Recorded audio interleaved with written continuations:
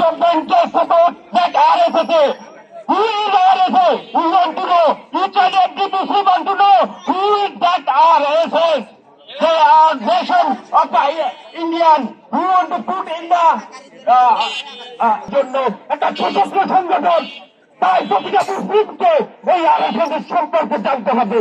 এই RSS reference করে বিজেপিতে যারা প্রতি বছর প্রতি মুহূর্তে মুসলমানদের ডিগ্রেড করে তাদের পথ ভ্রষ্ট করতেছে। আমরা জানি এই বিভক্তি এই বছর না, এর আগেও বিভিন্ন জায়গায় হচ্ছে মুসলমানদের মুসলমানদেরকে পিটিয়ে মারা হচ্ছে জয় শ্রীরাম বলার জন্য। আমাদের মুসলমান হিসাবে ইন্ডিয়া প্রতিবারই উস্কানি দিচ্ছে। এর আগেও হচ্ছে কর্ণাটকে হিজাব নিয়ে বিতর্ক। India said they are secular. I say no, India not gonna secular. If they are secular, they should be freedom of the clothes. সবার স্বাধীনতা আছে কাপড়ের প্রতি।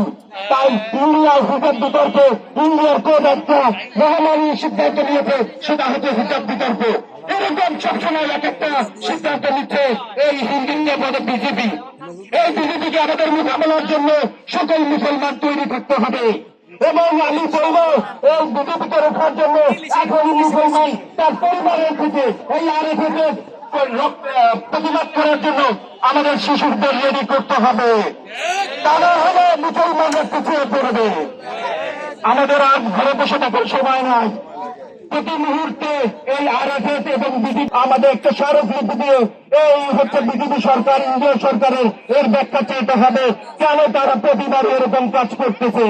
মুসলিমের স্বাধীনতা কোথায়, মুসলিম রক্ষায় ইন্ডিয়া যে প্রতিবাদী কাজ করতেছে তার বিরুদ্ধে আমাদের দাঁড়াতে হবে।